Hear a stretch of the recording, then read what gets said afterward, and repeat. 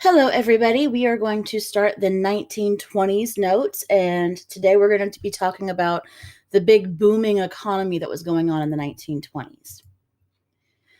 So, today's objectives. Today, you should be able to tell me what were the effects of the rise of mass production techniques and the new technologies that were being used in America, how the widespread availability of automobiles impacted the American economy and the American society, and what changes in the economy and the culture of the United States led to the expansion of credit, consumerism, and financial speculation.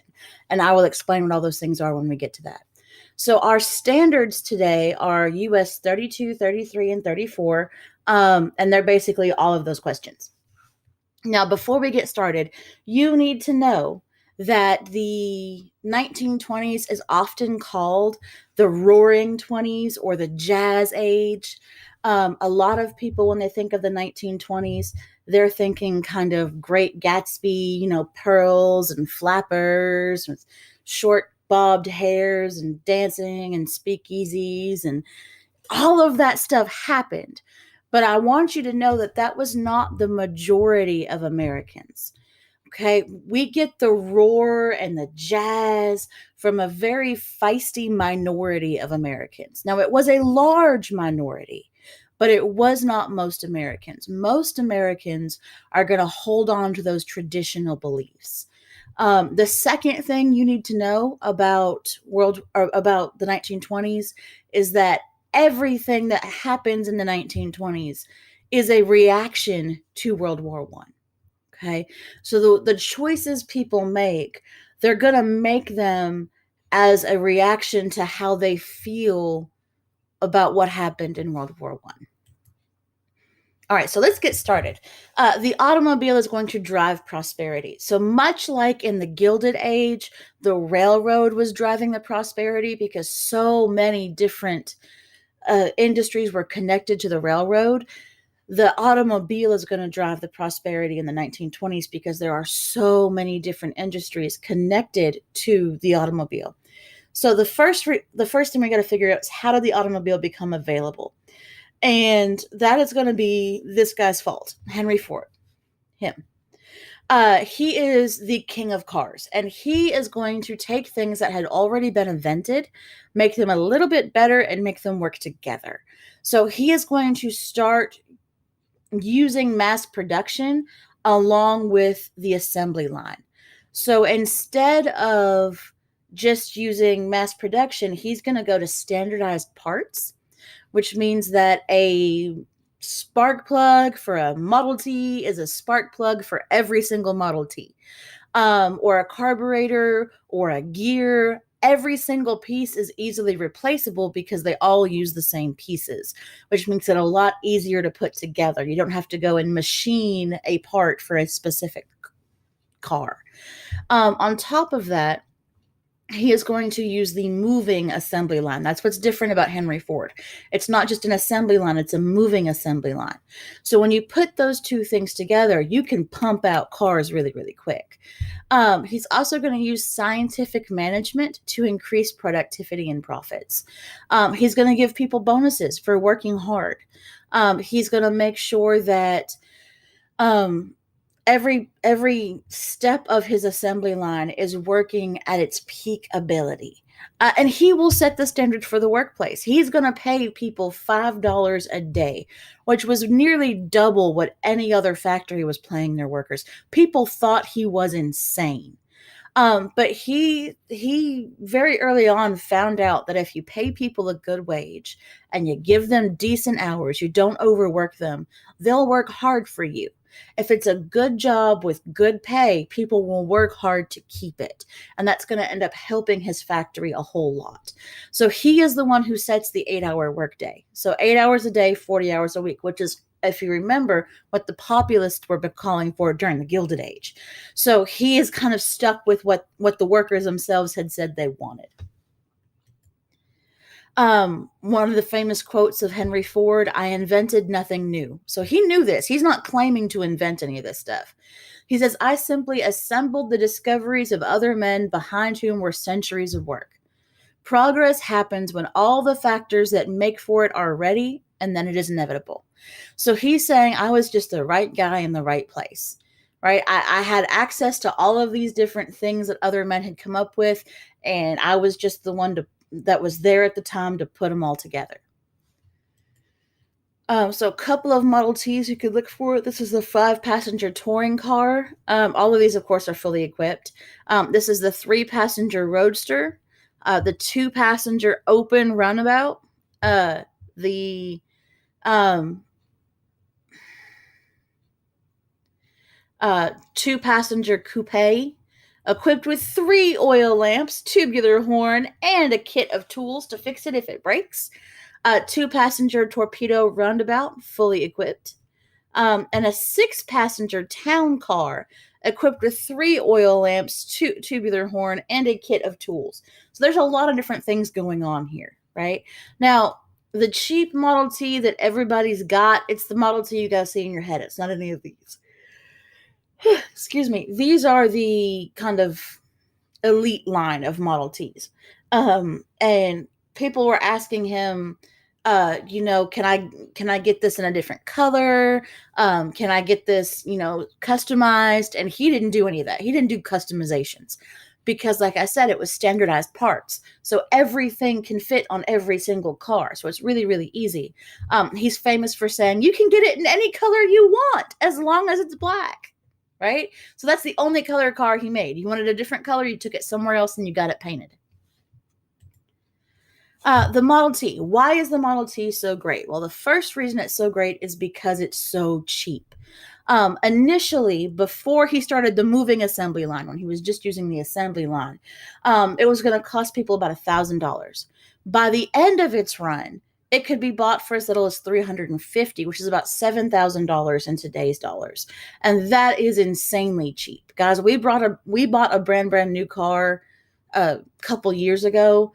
And this car has nothing. This is my Smurf. It's got no power windows, no power locks, no alarm, and we paid $12,000 for it. So for $7,000, that's a really good deal for a decent car. It was also really quick to build because all of those parts were standardized. Because of the moving assembly line, they could put an entire car from beginning to end in about 90 minutes. So they're pumping them out, which means the supply is really, really high, which means you can start lowering that price. And because of the Model T, and because it was so cheap, ownership of a car is going to become normal for Americans. In 1919, before Henry Ford started doing his mass production of Model Ts, only about 1 in 10 Americans owned a car, only about 10%. But by 1925, over half, 56% of Americans owned a car. And that's going to revolutionize the way America works. I mean, think about how different your life was from before you had a car and a license to after you had a car and a license. I mean, and that's just you. Imagine if it's like an adult with a job and a family to support. How different is their lives going to be? And industry is going to change America. This is going to stimulate growth because anything that's required to be put inside these cars is going to see a bump in sales because the Ford industry is buying this up. So steel, glass, rubber, wood, gasoline, excuse me, asphalt, because now cities are paving their roads because lots of people have cars. Highways are going to lead to the development of service industries. States that have the better roads are going to see more people coming to those states to vacation. You're going to see diners popping up along the sides of the road, service stations, motor hotels or motels. Motels are the hotels that you can park right outside your door.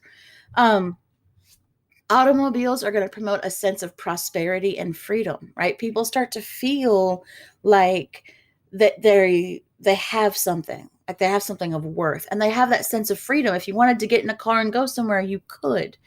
The automobile is even going to change where we live. We're going to start seeing the growth of suburbs. Not too long after the 1920s, you're going to see something called the white flight. And this is whenever white people are leaving cities to go live in suburbs. And we'll talk about that later on. All right, so advertising and credit are going to build a consumer culture. So Here's the thing. The one problem businesses had in America is that most Americans had a habit of saving up until you could afford something and then buying it. So we saved instead of spending. And that's not going to help, especially whenever you have all these brand new awesome inventions coming out. Hair dryers were invented in the 1920s, vacuum cleaners, electric coffee makers, radios, and these businesses want to sell these goods and people want to buy these goods because it will make their lives so much easier. Refrigerators come out in the 1920s, and all of these things can be run cheaply because most people, not near where we live, but most people had access to very cheap electricity. And advertisers are going to want to sell these things. So they're going to use the latest in psychology to make consumers buy things. They're going to use psychology to instill in Americans a sense of instant gratification. It's not good enough to save and then buy. You want to have it now. You don't want to wait. Everybody else has it, so you should have it too. And they're going to start something called installment buying or buying on credit. And you're going to use installment buying for everything from a hair dryer to a car. And that's installment buying. You guys have heard it, $1 down and then $1 a day. So you make a small down payment, then you make small payments until it's paid off. Like the rent to own places that exist today. Small problems with those. One, you end up paying more than it's worth. If it's $100 item, you pay $10 down and then you'll make 12 payments of $10. So you end up paying $130 for a $100 item. So you end up spending a little bit more. You're just not spending it all at once. So that's problem number one. Problem number two is if you miss a payment, they will repossess whatever it is you bought. So if I buy that $100 item, I paid my $10 down payment, and I've made 11 of my 12 $10 payments, and I miss the 12th payment, they will come and take that item away from me, and they will not give me any of my money back. So that's the second problem. It's not actually yours until you have finished making the payments on it. Small town migrants are going to have issues. Now, these are not people migrating to small towns. These are people migrating to cities from small towns. After World War I, a lot of people, especially soldiers who are coming back from war, they're not going to go back to the small towns they came from. They're going to stay in the cities. And by 1920, more people lived in the cities than in rural or areas or the country. You need to know that. Write that down right now. The 1920 census was the first census that classified America as an urban country. That meant most people were living in urban areas. And these people who are leaving small towns, farms, and they're going to cities, they have to learn to adapt to a much faster pace of life. If you live on a farm, your life is paced by the sun and the seasons. You get up when the sun comes up, you work on the farm all day, you go to sleep when the sun goes down. And then your seasons are the ones who decide what's happening in your life at each time. You have your planting season, your tending season, your harvesting season, and then you have winter. So you have to be able to, and there are different social events that happen in each of those seasons, but that's basically your pace of life. Whereas in cities, you're working 40 to 80 hours a week. You're, rushing around to get everything done. You got bills you got to pay on certain days. There are certain days of the week that places are open and certain days that they're not. You have to go grocery shopping every couple of weeks. So it's a lot faster pace of life. Life just moves faster in cities. And then one of the biggest issues that people have is fitting into that urban environment, not feeling like that small town hick anymore. Couple of examples. You're going to have that culture clash between rural and urban. Rural culture, and these are still true today. Generally speaking, rural culture values more traditional morals. Think Bible. They're gonna value close family ties. They're gonna value religion. Generally speaking, the people in rural areas are going to be older. I call it rural on the slide. You could also call this traditional. Okay. The urban culture you can also call modern. Go ahead and fix it on your notes. Rural could be traditional, urban can be modern. And the urban culture is going to have varied perspectives and opinions because there's so many people living there. You're going to get everyone's side of the story. You're going to get everyone's opinion. You're going to have mixed populations. Generally speaking, the rural culture or the traditional culture in America in the 1920s was white, whereas in the urban culture, you had a much more ethnic mix, and not just black and white. You had black and white and Irish and Italian and Hispanic and all kinds of stuff. You're going to have cultural variety.